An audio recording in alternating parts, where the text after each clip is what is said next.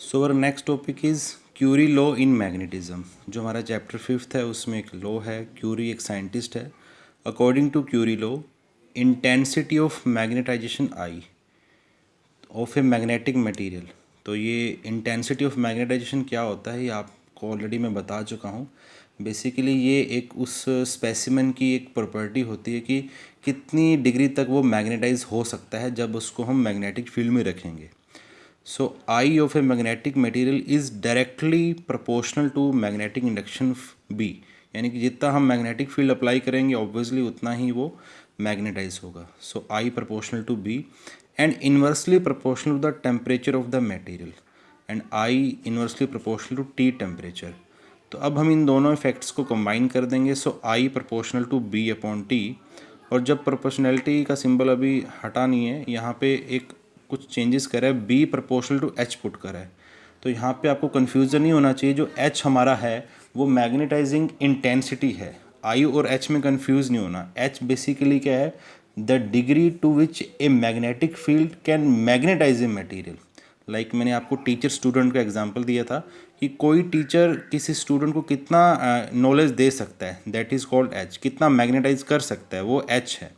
और वो कितना नॉलेज गेन करता है यानी कि वो कितना मैग्नेटाइज होता है, दैट इज़ आई। सो एक B equal to mu naught H, ये हमारे एक रिलेशन था, बी इक्वल टू म्यू एच। तो उस रिलेशन से हमने बी की जगह यहाँ पे एच पुट करा है। एच को यहाँ पे रिप्लेस कर दिया, नीचे ले आए तो I upon H proportional to 1 upon T. और आई अपॉन एच है हमारा ससेप्टिबिलिटी। ये हमारा एक कांस्टेंट है, मैग्नेटिक ससेप्टिबिलिटी। ये भी हमने डेफिनेशन स्टडी करी थी, how easily a specimen can be magnetize. तो हमारा जो ससेप्टिबिलिटी है inversely proportional to T temperature. तो जब प्रोपोर्शनैलिटी का सिंबल हटेगा then C upon T, where C is called Curie constant. और अब हमारा नेक्स्ट टॉपिक आता है, दो छोटे छोटे टॉपिक्स और रह गए हैं इस चैप्टर के, परमानेंट मैग्नेट और इलेक्ट्रोमैग्नेट। परमानेंट मैग्नेट हम ऑलरेडी जानते हैं, 10th क्लास में स्टडी करा था। जो हमारा नेचुरल मैग्नेट है, that these are the materials which retain at room temperature their ferromagnetic properties for a long time.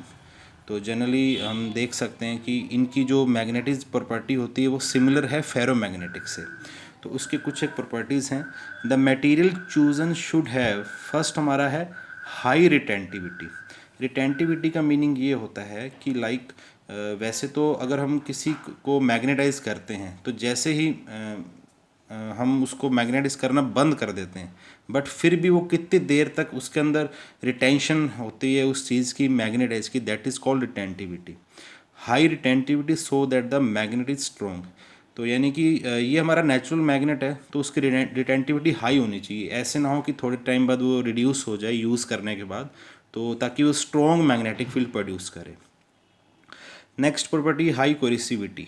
तो कोरिसिविटी का मीनिंग बेसिकली ये एक तरह सा एक रेजिस्टेंस है। रेजिस्टेंस इन द सेंस कि वो मैग्नेटाइजेशन को चेंज ना करे, लाइक किसी और के इफेक्ट से कोई अदर एक्सटर्नल मैग्नेटिक फील्ड आए कि उसकी वजह से ये परमानेंट मैग्नेट का मैग्नेटिक फील्ड चेंज नहीं होना चाहिए। हाई कोरिसिविटी होनी चाहिए so that magnetization is not erased by another magnetic field, या टेम्परेचर चेंजेस हो जाए या मैकेनिकल डैमेज हो जाए ड्यू टू रफ हैंडलिंग। तो इन एक्टिविटीज़ से उसका जो मैग्नेटाइजेशन की जो वैल्यू है, मैग्नेटिक फील्ड प्रोड्यूस करने की कैपेसिटी, वो चेंज नहीं होनी चाहिए। That is called high कोरिसिविटी।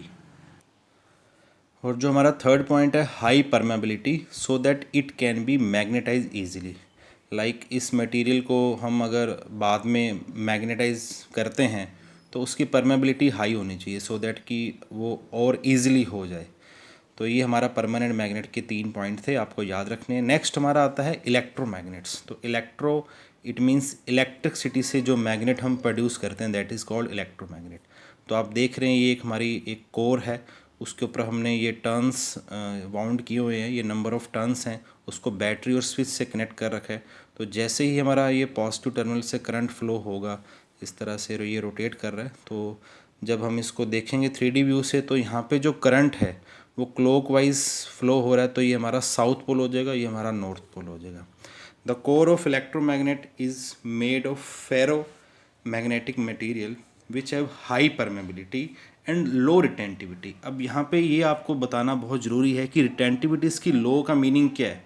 Retentivity का मीनिंग होता है कि रिटेंशन, यानी कि जितनी देर तक हम करंट पास कर रहे हैं उतनी देर तक उसको मैग्नेटाइज होना पड़ेगा, यानी कि मैग्नेट की तरह वर्क करना पड़ेगा, मैग्नेटिक फील्ड प्रोड्यूस करना पड़ेगा। बट जैसे ही हमने उसका अगर स्विच ऑफ कर दिया ये वाला, तो करंट जीरो हो गया, तो उसकी रिटेंटिविटी लो होनी चाहिए। यानी कि जब हमने उसको यूज़ करना बंद कर दिया, करंट ऑफ कर दिया, तो मैग्नेटिक फील्ड भी नहीं होना चाहिए, तो उसकी रिटेंटिविटी लो होनी चाहिए। लेकिन इससे पहले जो हमने परमानेंट मैग्नेट स्टडी करा था उसकी रिटेंटिविटी हाई होनी चाहिए, यानी कि लॉन्ग टाइम तक वो हाई रहे। Soft iron is suitable material for this purpose. So electromagnets are used in electric bells, loudspeakers, telephone.